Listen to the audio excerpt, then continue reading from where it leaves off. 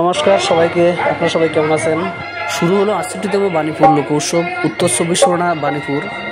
এই দ্বিতীয় বৃহত্তম লোক উৎসব ৩০শে ডিসেম্বর থেকে ৭ জানুয়ারি পর্যন্ত ৯ দিন ব্যাপী এই ৬৮তম লোক উৎসব প্রতি বছরই সারা ভারতবর্ষ থেকে এখানে আসে লক্ষ লক্ষ লোক। এই মেলা উপলক্ষে এখানে রয়েছে বিভিন্ন রকমের এক্সিবিশন, ৫টা মঞ্চ চলে, বিভিন্ন স্টেজে নাচ গান প্রোগ্রাম, যাত্রা ও থিয়েটার। তো চলুন আজ আপনাদেরকে নিয়ে যাব এই মেলার বিভিন্ন সাইডগুলো ঘুরে ঘুরে দেখানোর জন্য।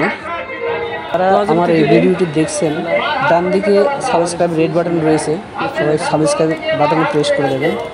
আর এই জাতীয় বিভিন্ন রকমের ভিডিওগুলো দেখার জন্য বেল আইকন প্রেস করে দেবেন, তাহলে নতুন নতুন ভিডিও আপলোড করার সাথে সাথে আপনাদের কাছে নোটিফিকেশন পৌঁছে যাবে।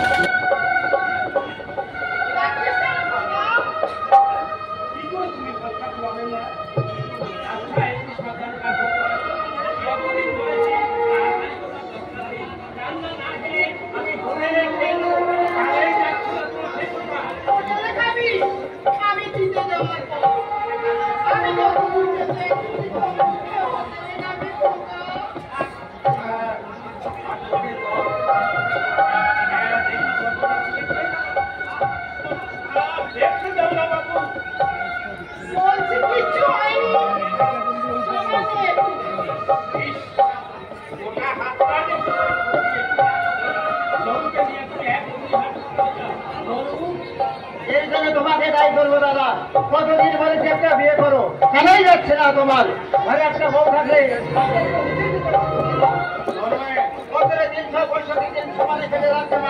শরীর অসুখ বিসুখ না হলে বিশ্রামের কোনো প্রয়োজন ঘটে না, মানুষকে যন্ত্রণা হয় দাদা।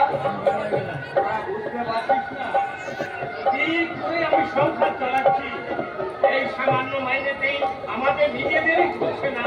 আর তুই একটা মানুষের দায়িত্ব নেয় যে সম্ভব একটু বাস্তবমুখী থাকে, কল্পনার মানুষ করানো সহজ, কিন্তু থাক বাবা থাক, তোকে আর বিয়ে শাদী করতে হবে না। আমি মরে দিতে গেল তখন তুই বিয়ে আমাদের সুখ শান্তি না থাকলে কেউ তা দিতে পারে না বাবা। অদৃশ্যের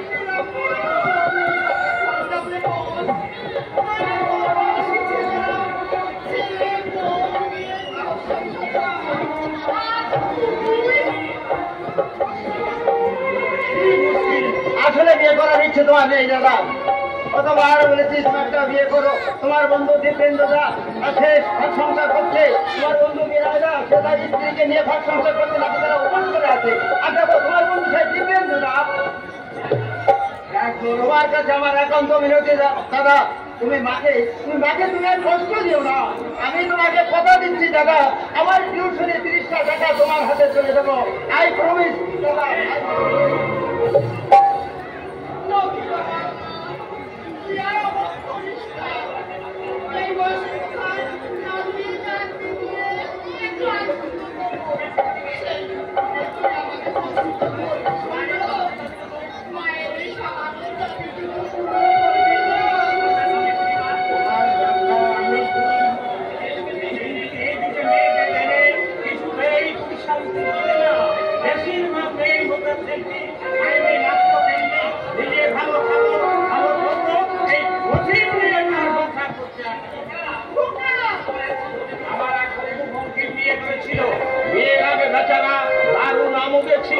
অথচ বিয়ের পর বেচারা চাল চলন আমূল বদলে গেছে। সব সময় তার মুখ যেন আষাঢ়ের মেঘের মতো অন্ধকার। বাবা, ওই বঙ্কিমের মায়ের সঙ্গে ওই একদমই বলি বলা হয় না, দিন রাত পৃথিবীর লেগেই থাকে। সপ্তাহে ৪ দিন বয়স সিনেমা দেখা যায়, ৭টার আগে নাকি ওই নবান্নের ঘুম ভাঙে না। অথচ ওই বঙ্কিমের মা হচ্ছে সাবেকি আমলের মানুষ। আমার মনে হয় দাদা এর জন্য বঙ্কিম দাও কম দেয় না। তিনি যদি প্রথম থেকে তার স্ত্রীকে রাশ টানতো তাহলে পরিস্থিতি কিন্তু অন্যরকম হতে পারতো দাদা। কিন্তু তুমি যদি বিয়ে করে স্ত্রীকে মাথায় করে রাখো দাদা, কথা মনে রাখিস শৈলেন গাঙ্গুলি মানুষ, সে জানোয়ার নয়। আমার মা বাবাকে ও এসে যদি অশ্রদ্ধা করে সেই স্ত্রী শৈলের নামুলি করবে না, যাদের অসীম করুণায় আমি এই সংসারে এলাম, যাদের অকৃপণ ছিল মমতায় আমি বড় হয়ে উঠলাম, যে মা বুকে রক্ত ধরিয়ে আমাকে ছোট থেকে বড় করে তুলেছে, তাদের যে মহিলা করবে আমি তাকে মার্জনা করবো না।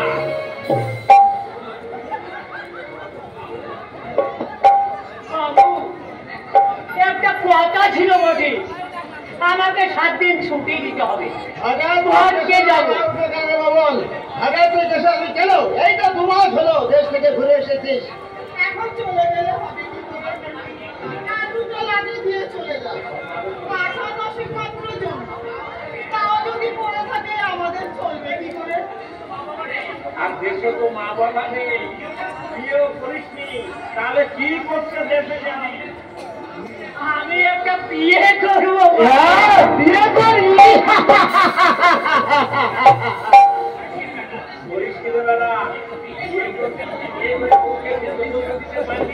করিস তো জল মজুরি। জানেন পারবে কি নেই বাবু? আমি কাম করবো, আমার বউ কাম করবে, চলবে কিনা এই দুদিনে? না চলে তখন দেখা যাবে। কাল সকালে আমি চলে যাবো। 10 টাকা আমাকে বেশি নিবে বাবু, কাম করে শুতে দিব। আর স্ত্রী এসে 3 টাকা রোজ মজুরি পাই। মজুরি পেয়ে বিয়ে করতে পারে, তুই মাসে 300 টাকা পেয়ে বউকে খাওয়াতে পারবি না? তুই কি বউ বলেছে ও? আমি ভাবছি আমার বউ এসে যদি দর্শকতা করে অশান্তি আরো সে আমার ভাগ্য বাবা, তার জন্য তোর কাছে কোনোদিন আমি অভিযোগ করবো না। বউ যদি আমার কথা নাই শোনে, ভাগ্য আমার অদৃষ্টের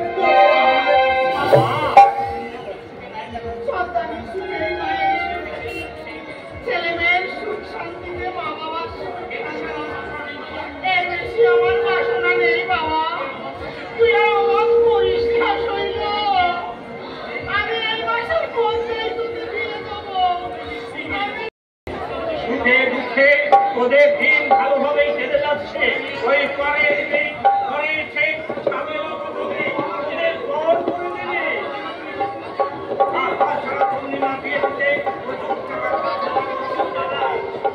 কিন্তু দাদা এই যুগে মেয়েদের হৃদয় বলে কোনো বস্তু নেই। যৌথ পরিবারে দায়িত্ব নিতে অনেকেই রাজি হবে না, শেষে কিন্তু তোরা আমাকেই দূরবীন। এখনো সময় আছে, মাকে তুই বুঝিয়ে বল। আপনি নিশ্চয় শৈলেন বাবু। হ্যাঁ, কিন্তু আপনি আমার নাম শঙ্কর মুখার্জি, গঞ্জামের একটা ঠিকাদারি ফার্ম আছে। আপনারা তো ন্যাশনাল হাইওয়ে কন্ট্রাক্ট পেয়েছিলেন, গঞ্জের দক্ষিণ প্রান্তের বাসতলা বাড়িটা। হ্যাঁ ভাই। আচ্ছা আপনি বসুন। না না ভাই, ঠিক আছে, আমার কোনো অসুবিধা হচ্ছে না। তাছাড়া আপনাদের বাবা যখন চাকরি করতেন তখন থেকে ওনার সঙ্গে আমার পরিচয় আছে। দেখুন শৈলেন বাবু, আমার একটা বিবাহ করা বোন আছে। সামান্য মাইনে পাই, বছর খানেক আগে বোনের বিয়ে দিয়েছি, সে কত এখনো শোকায়নি, কাজেই বিয়ে করবার বিলাসিতা। আমাদের অসুবিধার কথা ওকে বলেছি শৈলেন, কিন্তু উনি বলছেন সমস্ত দায়িত্ব আমার, ওসব আপনার কিছু চিন্তা করতে হবে না। কিন্তু বাবা, শৈলেন বাবু, আমার বোন আপনাদের বোধহয় আসবে না, বরং আমরা কি চাই জানেন? একটা সৎ চরিত্র বুদ্ধিমান ছেলে, গরিব হোক ক্ষতি নেই, কিন্তু অপদার্থ উচ্ছৃঙ্খল যেন সে না হয়। দাদা কিন্তু আমার 100 মধ্যে 100 মার্ক পাবে দাদা। আজ পর্যন্ত শখ করে দাদা একটা সিগারেট পর্যন্ত মুখে দেয়নি। বলতে গেলে 20 শতাব্দীর মানে ছাবই নেই আমার দাদার মধ্যে। বিধাতার আশীর্বাদের মতো শঙ্কর দা যখন উপজাতক হয়ে আমাদের বাড়িতে এসেছে দাদা, তুমি আর অবাক করো না। শঙ্কর দার বলি আমাদের ঘরে আমার বৌদি হয়ে আসুক। আমি কিন্তু মিষ্টি আনতে চললাম। তাহলে পাত্রী দেখতে কবে যাচ্ছেন শৈলেন বাবু? বাবা দেখলেই হবে। মেয়ে দেখে এসেছি শৈল, লক্ষ্মী প্রতিমার মতো মেয়ে বিয়ে করছে, অথচ যেমন নম্র এবং ভদ্র, কি বলবো তাকে? আমার ভয়ে হচ্ছে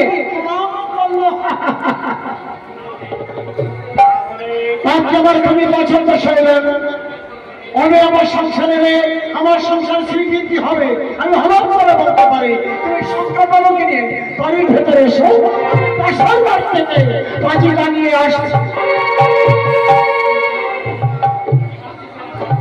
ভাবছেন শৈলেন বাবু? ভাবছি আমার অবস্থা যেন ওই বঙ্কিমের মতো না হয়। বঙ্কিম? হ্যাঁ, মা বাবাকে আমি দেবতার মতো শ্রদ্ধা করি, আশা করি আপনার সঙ্গে এই কথাটা বুঝিয়ে বলবে। আমাকে অশ্রদ্ধা করুন, আমার কোনো ক্ষতি নেই, কিন্তু আমার ওই মা বাবাকে যেই পরিবেশে ছেলেমেয়েরা গরিব আত্মীয় সাথে অসহ্য করছে কি, সেই পরিবেশ আমার নয় সই। আর প্রত্যেকটা ভাই বোনকেই কঠিন ভাবে চরিত্র গঠন করেছি। আসুন,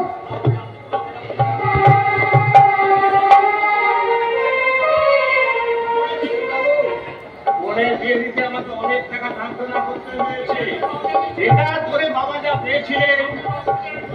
আপনার অসুবিধা আমি বুঝতে পারছি শৈলেন বাবু, কিন্তু গ্রামেগিরি করে সংসার প্রতিপালন করতে কত কষ্ট হয়। শৈলেন বাবু, আপনারা অবাক থাকবেন, আপনাকে কন্ট্রাক্টের কাজে নামিয়ে দেবো। আসুন, আপনার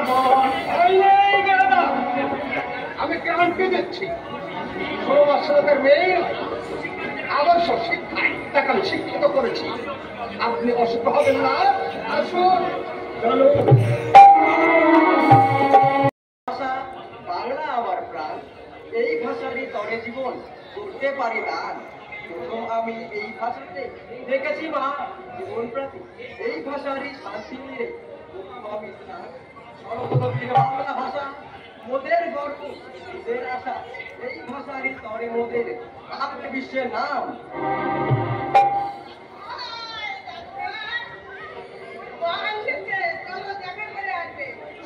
আমি যাবো না দেখা করতে। ও মা, সে কি কথা? তুমি তো ছুটিতেও যাওনি, আর সে নিজে দেখা করতে এসেছে, তাও বলছি যাবো না। মায়ের বলে দুঃখ দিতে নেই ভাই। মা তোমার জন্য কত কষ্ট করেছে। ছাই কষ্ট করেছে। যাবো। ছোটবেলা থেকে মায়ের দুধ খেয়েছি, তা মায়ের গল্প ঘুমিয়েছি, মায়ের কি কর্তব্যটা করেছি শুনি। মা, তোমরা আমাকে কনভেন্টে পড়াচ্ছ কেন? এখানে আমি লেখাপড়া করতে পারবো না? কত ছেলে এখানে লেখাপড়া করছে, আর আমি করলে তোমাদের মন জ্বলে যাবে। আমি দার্জিলিংয়ে যাবো না, কিছুতেই যাবো না। তোমরা কি করে আমাকে দার্জিলিংয়ে পাঠাও? দেখো ছেলের কাণ্ড। বলে কিনা, মা আমার জন্য কি করেছে। আমি দার্জিলিংয়ে পড়তে যাবো না। ভালো হবে কি করে? বংশটাই তো ছোট্ট লোকের বংশ। এ কোথায় গেল? আরে ছেলে ছেলে হয়েছে বাবু তো। যেটা না বলবে সেটাকে হ্যাঁ করবে। ছেলে পেলে হ্যাঁ তো ঠিকই ভালো। কি বলেছে? বলছে কংগ্রেসে পড়তে যাবো না। এখানে কত ছেলেবেলে পড়ছে, তারা বুঝে মানুষ হচ্ছে না। মা আমার জন্য কি করেছে? ছোটবেলায় মায়ের দুধু খেয়েছি, মায়ের কোলে ঘুরিয়েছি। ছোট মুখে বড় বড় কথা, চিন্তার টাকার স্বভাব পেয়েছি। আর গুণ নেই তার সার গুণাতে সমান। নইলে ওর ভাইকে শত শত লোক চাকরি করছে, ওকে দিতে পারতো না। কিসব গন্ডগোল পাঠিয়েছিল, মিটে গেছে। সকালবেলা কোনো রকম সামনে নিয়েছে। অন্য কেউ হলে তাহলে পানি পেত না।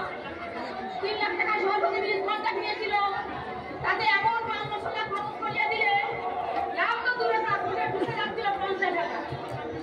কন্ট্রাক্ট নেওয়ার সময় পরীক্ষা করেনি শরীরে, কিন্তু যে মাল মশলা খরচ করার কথা তার থেকে 1.5 বেশি খরচ করলে দিলে তাতে মাল মশলা লাভ তো দূরে থাক, লোকসান হবে না। আমার বিহার মতো কি বলে জানো? এই ব্রিজের সঙ্গে আমাদের জাতি সত্য জড়িয়ে আছে। কম মাল মশলা দিলে ব্রিজটা 2 বছরেই ভেঙে যেত। একেই বলে পেটে নেই ভাত, ফিরেছে হাতে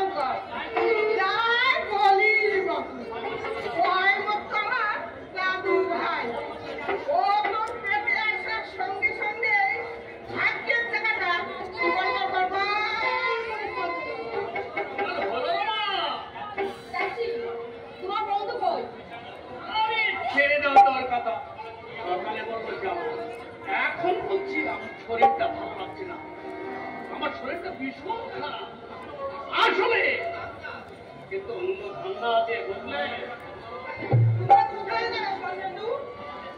আমাদের সিনেমার পার্টনার মেরে সিনেমার ছাড়ি না গেলে সেখানে অভদ্রতা চূড়ান্ত করা হবে। তাছাড়া তোমার সেখানে নাচবে বলে কথা দিয়েছে। তাহলে তোমাদের দেরি করা উচিত নয় বাবু। কথাই যখন দিয়েছিস তাড়াতাড়ি বেরিয়ে পড়, একটু তাড়াতাড়ি ফিরিস। কাল ভোরে যাবা দাদু ভাইকে নিয়ে দার্জিলিংয়ে যাবি।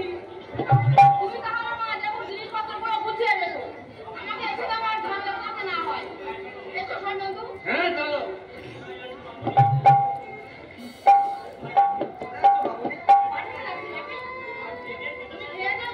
ঘুমিয়ে পড়ো, আর ভোরে বেলায় তুমি দার্জিলিং যাবে।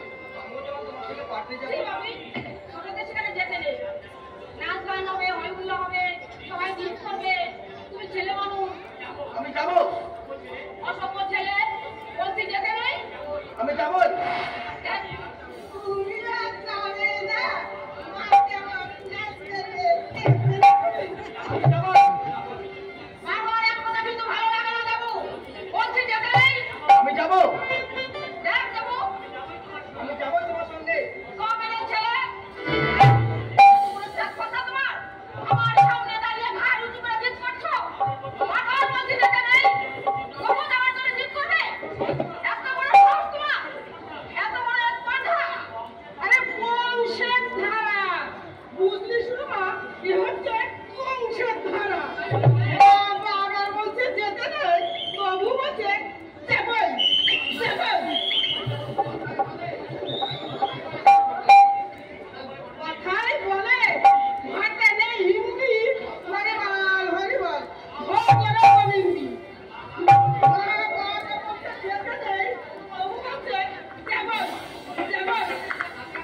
পুকুরের লেগে হাজার ঘি মালিশ করলেও সুতে কোনো দিন হবে না। আবার যদি জিদ করতে দেখি দামটা সোজা করবো। ছেলেবেলা কি করে মা শাসন করতে হয় ভালো করে আমার জানা আছে। তুমি যাবে না দাঁড়িয়ে দাঁড়িয়ে বক বক করবে? 7টা বেজে 10 যাবে তো চলো। এসো, চলো। আমি ভালোভাবে বলে যাচ্ছি, দার্জিলিং যাওয়ার জন্য যেন প্রস্তুত হয়ে থাকো। অসভ্যতা কিন্তু আমি একদম পছন্দ করি না। এসো।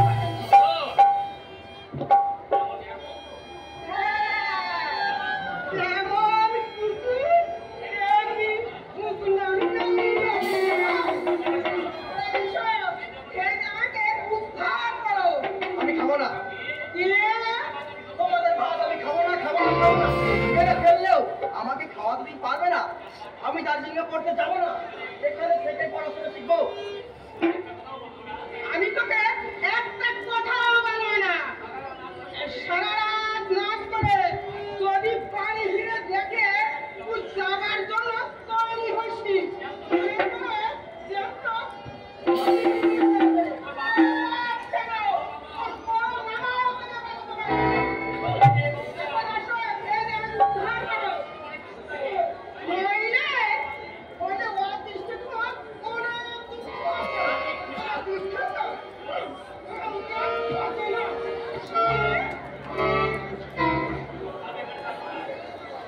আমি এখানে থাকবো না, যাবো না দার্জিলিংয়ে পড়তে। বাড়িতে কাকামণির কাছে পড়বো, দাদু দিদার কাছে থাকবো। একমাত্র বড় মামা ছাড়া এখানে আমাকে কেউ ভালোবাসে না। রাবি কেউ না। কাকামণি, আমি তোর সঙ্গে বাড়ি চলে যাবো কাকামণি। আরে সে কি, তুই নাকি কাল দার্জিলিং চলে যাচ্ছিস, তাই তো আমি তোর সঙ্গে দেখা করতে এলাম রে ভাবি। আমি যাবো না তুমি পড়তে কাকামণি। সে তো অনেক আগেই আমি দাদাকে বলেছিলাম, দাদা যদিও রাজি হলো, তোর মা দেখে বসে রে বাকি বললে এখানে থাকলে দেখ মানুষ হবে না, ওরা তোকে পুরোদস্তু সব তৈরি করতে চায় না বাকি। কিন্তু কাকামণি, এরা বুঝতে চায় না এই মাতৃভাষাকে অবহেলা করলে উচ্চ শিক্ষার সম্পন্ন থেকে যায়, তার জ্বলন্ত দৃষ্টান্ত গো মাইকেল মধুসূদন। মাইকেল, হ্যাঁ বাবি মাইকেল। মাইকেল তার নিজের লেখা কবিতার মধ্যে স্পষ্ট করে পরিষ্কার করে উল্লেখ করে গেছেন। মাইকেল লিখেছেন, হে বঙ্গ ভান্ডারে তব জীবিত রতন, তা সবে অবধ আমি অবহেলা করি, প্রধান পেতে মত করি ভ্রমণ, কাটাইল বহুদিন সুখ হরি হরি। মাইকেল বুঝি মাতৃভাষা ত্যাগ করে? হ্যাঁ বাবি হ্যাঁ, বাংলা ভাষা ত্যাগ করে ইংরেজি সাহিত্য সে রচনা করতে চেয়েছিল, কিন্তু এই বাংলা ভাষাই তাকে অমরত্ব দান করেছে। এদেশের মানুষ একটি ধন সম্পদ থেকে তাদের পুত্রকে তারা সাহিত্য তৈরি করতে চায়। আমি সব ভাবো না কাকামণি, তুমি তুমি একটু বাইরে অপেক্ষা করো, আমি তোমার সঙ্গে বাড়ি চলে যাবো। আমি বাকি কিছুতেই রাজি করতে পারবে না। আমি কেমন করে পড়তে বাবিকে বলবো এখানে কোনো ভালো স্কুলে ভর্তি করে দিতে। তুমি দাঁড়াবো কাকামণি, আমি এখনই আসছি। তোমরা এমন বেঈমান, আমার সন্তানের ভবিষ্যৎ যারা নষ্ট করতে চায় তারা আমার শত্রু।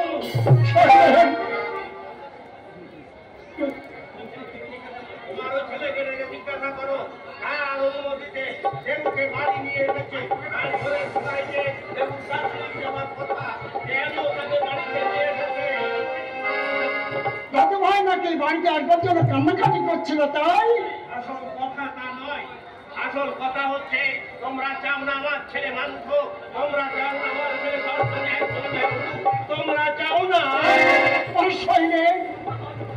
চুপ কর বাবা, তুই চুপ কর। ভগবানের সাক্ষী, আমি তোমাদের সাবধান করে দিচ্ছি বাবা, আমার সন্তানের ভবিষ্যৎ নষ্ট করলে তার ফল কিন্তু ভালো হবে না। ছেলে ছেলে খাওয়াচ্ছি, চাপতলা বাড়িতে তোমাদের বাস করাচ্ছি, তবু তোমাদের মন পাচ্ছি না। ও কথা তুই বলিস না বাবা, ও কথা তুই বলিস না। আমি যে তোদের চাইতে দাদু ভাইকে কতখানি ভালোবাসি। ওরে দাদু ভাই আমার বুকের পাঁজর, তোর চোখের মনি। নারায়ণ যে দাদু ভাইকে কতখানি ভালোবাসে সে খবর তুমি রাখো না বাবা, রাখে শুধু তোমার মা। আমার শরীরে যেদিন যেদিন দাদু ভাই চলে গেল বাড়ি থেকে, শুধু কেঁদেছে আর কেঁদেছে, একবেলা ভাত মুখে তুলতে পারেনি, একবেলা ভাত সে মুখে তুলতে পারেনি। ওরা শরীরে জানি জানি, মাঠ থেকে বেশি দরদ দেখায় তাকে বলে শরীরে তুই তুই কি আমার শেষ হইল? বিয়ের আগে যে বলেছিল আমার মা বাবাকে যে বড় শ্রদ্ধা করবে তাকে নিয়ে আর যে ঘর করো, এই শৈলামে কেন বলে ঘর কখনো করবে না। বলেছিলাম, কিন্তু ধর্ম সাক্ষী করে বলো, এই অবহেলা করেছে আমার বউ। কোন পাকা ধানে মই দিয়েছে তোমাদের? তোমাদের খেতে দিচ্ছে না, উঠতে দিচ্ছে না, নাকি জবাব অন্তর দিচ্ছে? জবাব হ্যাঁ জবাব। তোমরা হচ্ছ অকৃতজ্ঞ বেঈমান। শুরুমা এই সংসার আনবার পর থেকে এই সংসারের শ্রীবৃদ্ধি ঘটেছে, নইলে তোমাদের ছিল নাকি? গ্রামে গিরি করে কোন জিনিসটা তুমি করতে পেরেছো? অশ্রদ্ধা রাজভোগের চেয়ে সাকল্য আমার কাছে ফের বেশি শান্তি, ফের বেশি আনন্দ, ফের বেশি আনন্দ। কথাটা বলতে তোমার যেটা আড়স্ত হলো না, মনুষ্যত্ব ভেঙে চিৎকার করে উঠলো না। দাদু ভাই তো অত দূরে না পাঠালে নয় খোকা। কেঁদে কেঁদে চোখ ফুলিয়ে ফেলেছে। দেখ না বাবা, তোমাকে বলে এই তুমি তুমি আমার ছেলেরা ভবিষ্যৎ ছলে করে দেবে। আমার সন্তানের শিক্ষা দিচ্ছ তোমরা, আমার সন্তানের জন্য আমার কোনো মায়া নেই, এই কথা কি করে ভাবলে তোমরা? আশ্চর্য লাগে মনোবৃত্তি।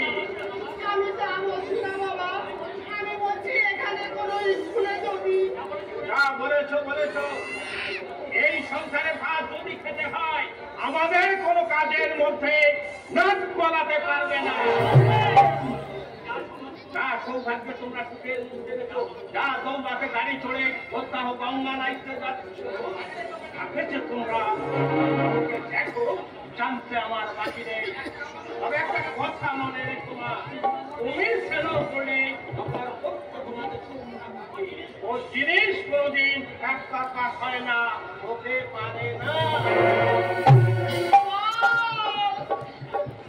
তো যা খুশি তাই বল খোকা, আমি শুধু ভগবানের কাছে বলে রাখছি। আর আমার সন্তান, আর আমার শিক্ষিত সন্তান, ছেলে আমাদের মহা সুখে রেখেছে। শান্তি একেবারে তেলার মতো গড়িয়ে পড়ছে। শুধু শুধু কেন দুঃখ পাচ্ছ গো? অদৃষ্টের ওপর কেন হাত নেই? আমি জানি না, দুঃখ শুধু এই জন্য ছেলে আমাদের উঠতে বসতে খেতে শুতে বুঝিয়ে দিচ্ছে বরাবর ভাগ্য আমাদের কপাল ফিরে গেছে। অতএব বড় হুকুম মেনে না চললে কপালে আমাদের অনেক দুর্ভোগ আছে। কোথায় যাব নগর মা? অবসর প্রাপ্ত কারণে বিকল্প কোনো পথে খোলা থাকে না। আজীবন শুধু কলম পিছেছি, যোগ বিয়োগের অঙ্ক বুঝিয়েছি, কিন্তু নিজের জীবনের অঙ্ক আমি মেলাতে পারি মা, আমি মেলাতে পারি। চাকরি বাকরি থাকতো, ওদের আশ্রম ধরনা আমি মুখে দিতাম না।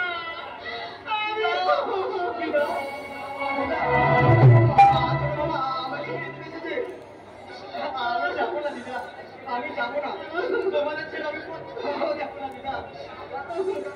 আমি খুঁজে পেলে যাবো, আমাদের বলতে আমি যাবো না দিদা, যাবো না। কাঁদিস না দাদু ভাই, কাঁদিস না।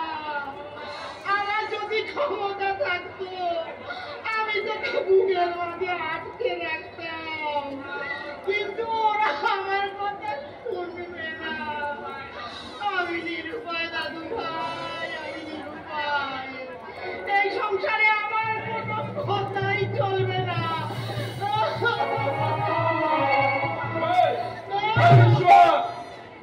এখানে এসে লুকানো হচ্ছে, চলে আয়, চলে আয় বলছি। না, আমি যাবো না, দিদাকে ছেড়ে আমি কোথাও যাবো না। ভালোই ভালো বলছি, চলে আয়। দিদি এলে আর মাস্টার আলাদা করে দেবে। আইজি, তবে আমি দার্জিলিংয়ে যাবো না।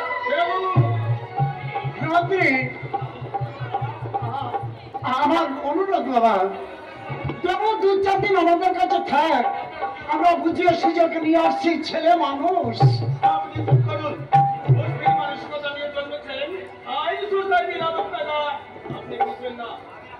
আমি আপনাকে সাবধান করে দিচ্ছি, এমন জন্য আপনাকে মাথা ঘামাতে হবে না।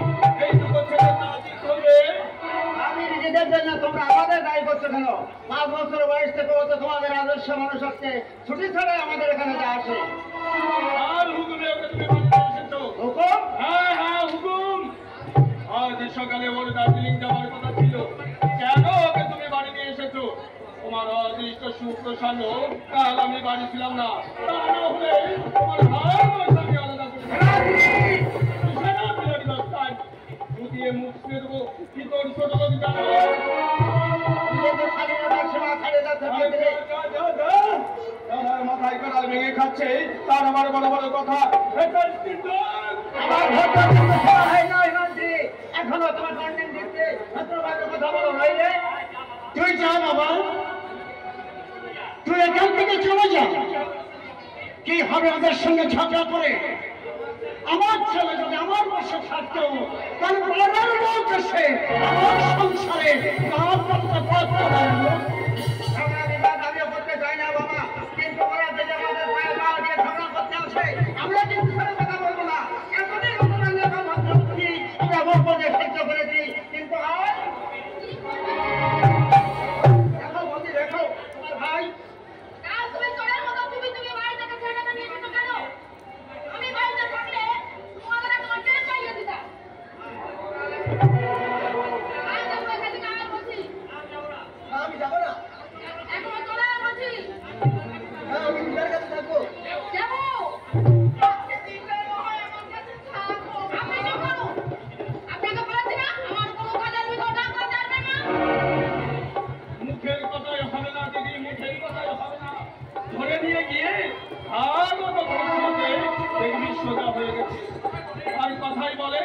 মায়ের নাম মধুসূদন।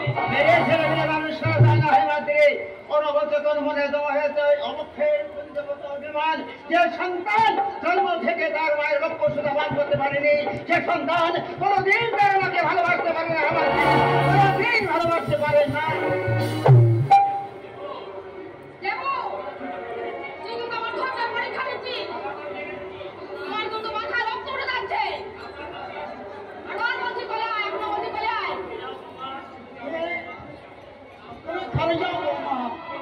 আমরা যতভাবে বুঝের শুধু নিয়ে আসছি, কষ্ট নয়, একমাত্র আমাদের নাতি, একমাত্র শিবরাত্রির সন্তান আমাদের।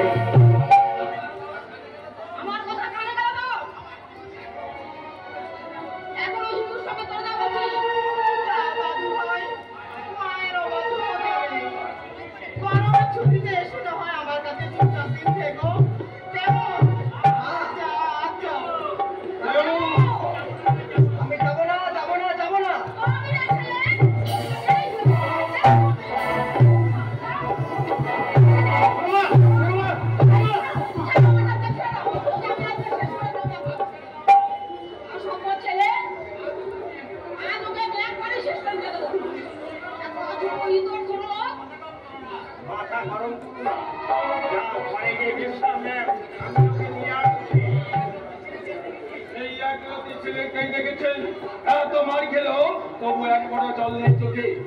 বড় হলে একখানা আর দেখতে হবে না।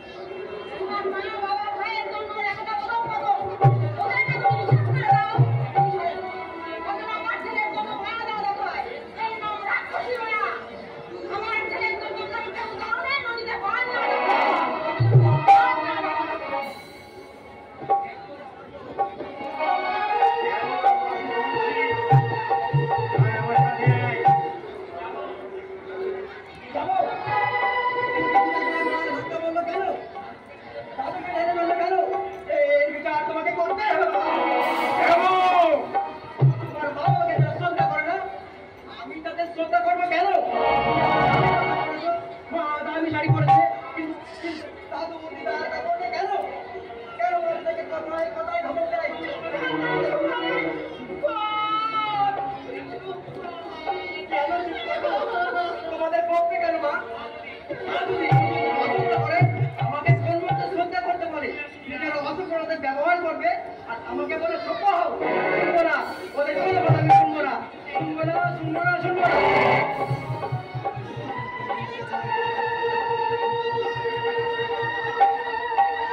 এসব কথা ওকে কারা শিখিয়েছে মা? তুই বলতে চাস আমরা তোর ছেলেকে? বলা বলির কি আছে? তোমরা ওর শিশু মনটাকে ভিসিয়ে তুলেছো। নইলে 10-11 বছরের একটা বাচ্চা ছেলে সে কি করে বলে মা দিদাকে রক্ষা করে না?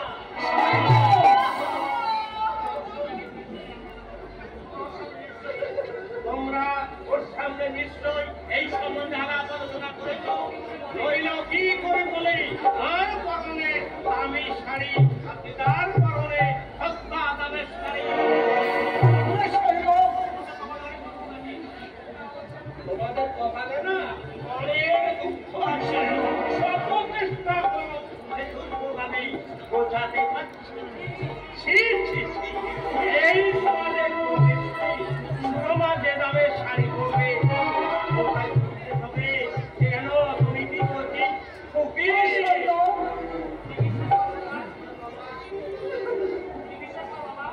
বিশ্বাস কর বাবা, আমি খাসি মুখ দিয়ে চলি না। গায়ের জ্বালা আমিও বুঝি। ওই নরেনকে যদি আমার ফার্মে গোটা মাইনে চাকরি দিতে পারতাম, এখন নামে তোমরা কুমাংস দিতে না।